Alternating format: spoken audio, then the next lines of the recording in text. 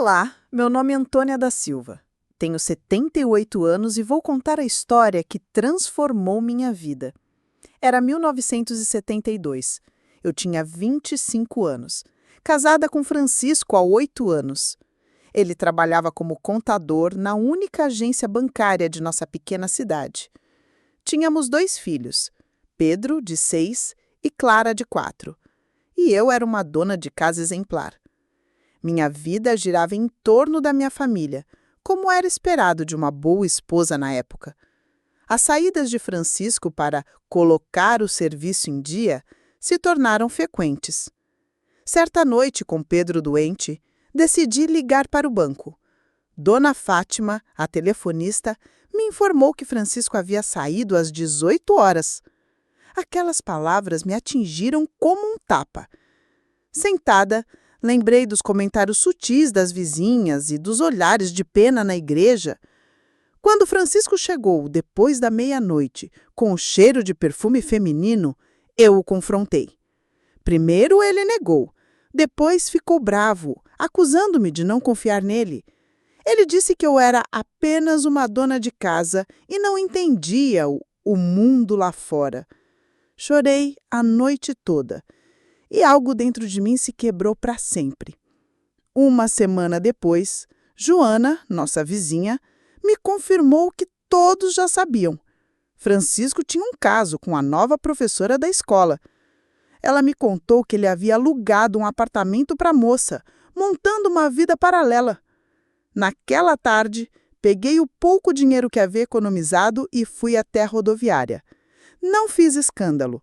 Apenas observei Francisco com a moça, que usava calças compridas, algo que ele nunca me permitiu. Voltei para casa, pensando no que fazer com minha vida despedaçada. As palavras dele, apenas uma dona de casa, não saíam da minha cabeça. Foi então que eu tomei a decisão que mudaria tudo. Eu provaria para ele, para a cidade e principalmente para mim mesma, que era muito mais do que aquilo. No dia seguinte, com uma calma que nem eu mesma sabia que possuía, disse a Francisco que sabia de tudo e que o mundo lá fora mudaria para mim. Ele empalideceu, mas não disse nada.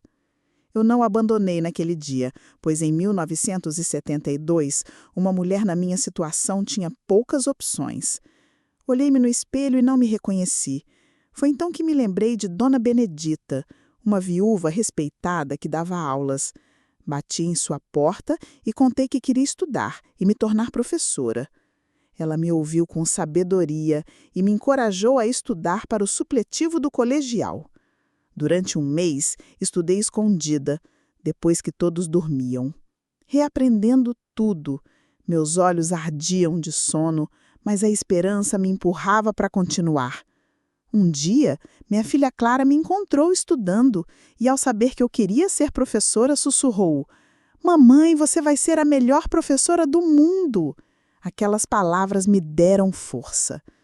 Dona Benedita, ao ver meu potencial, me ajudou a estudar para o supletivo de graça, com a condição de que eu fizesse o mesmo por outra mulher no futuro.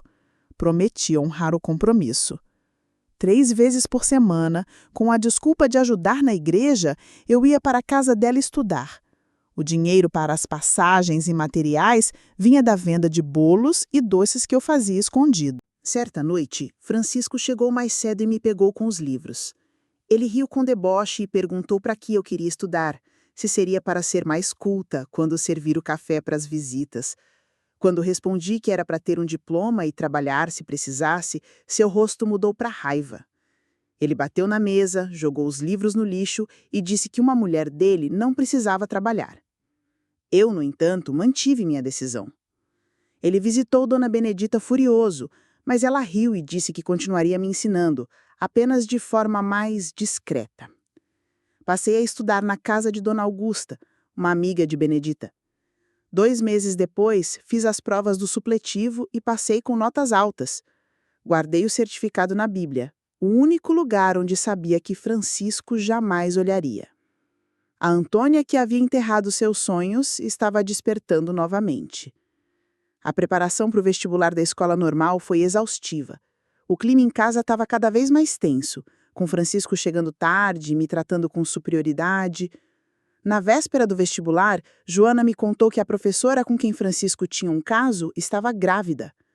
Confrontado, ele não negou, mas se preocupou apenas com o que as pessoas pensariam. Sua frase é a vida, Antônia. Homem é homem. Acontece. Ecoou na minha cabeça a noite toda. No dia seguinte, prestei o vestibular. Sentada na carteira, lembrei de todas as noites de estudo e humilhações. A prova durou 4 horas e, quando a entreguei, senti um misto de exaustão e alívio.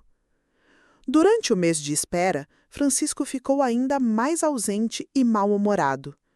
Na semana do Natal, ele me disse que a amante estava no 7º mês de gravidez e ele iria se mudar para a casa dela.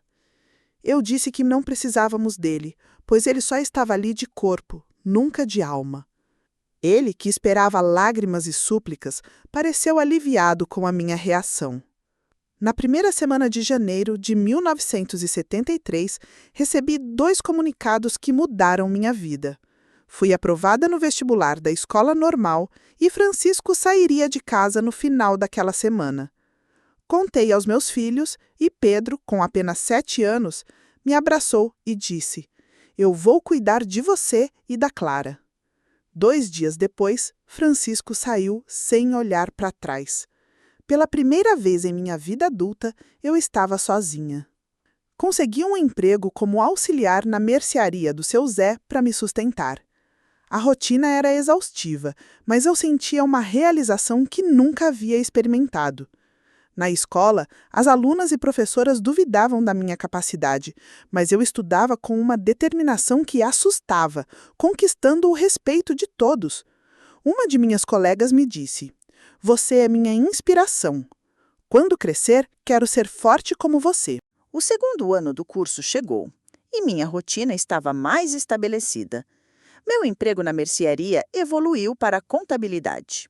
Foi em maio de 1974 que o inesperado aconteceu. Vi Francisco no fundo da sala de aula.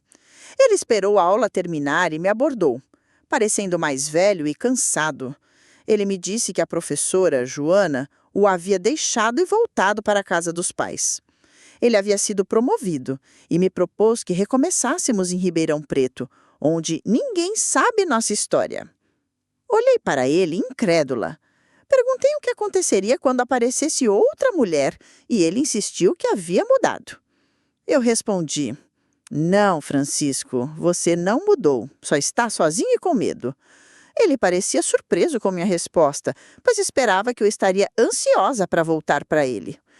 Eu disse que havia descoberto quem era, que podia criar meus filhos sozinha e ter meus próprios sonhos, e que merecia mais. Ele insistiu que os filhos precisavam de um pai.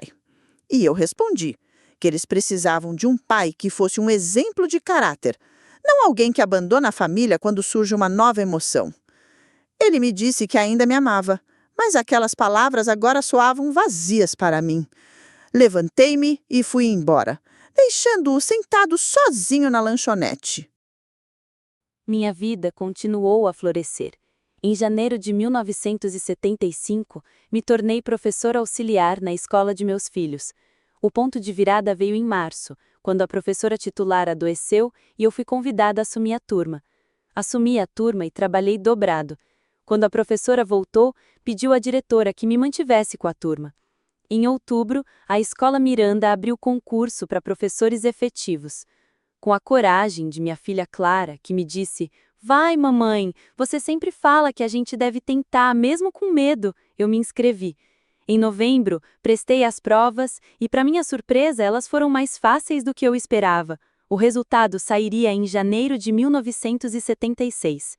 Na festa de Natal da escola, vi Francisco novamente. Ele me parabenizou e me desejou sorte no concurso. Eu não sentia mais raiva, apenas uma estranha indiferença. No dia 22 de janeiro, fui até a prefeitura e vi meu nome no topo da lista. Eu havia ficado em primeiro lugar entre 80 candidatos. Voltei para casa flutuando e vi meus filhos esperando por mim. Eles correram e me abraçaram e nós 3 pulamos na calçada como crianças. Naquele momento, Olhando para os meus filhos e para o céu, eu soube que havia chegado ao meu destino. A menina tímida que acreditava precisar de um homem para ter valor havia se transformado em uma mulher forte e independente. Essa descoberta, esse poder, valia mais do que qualquer conto de fadas.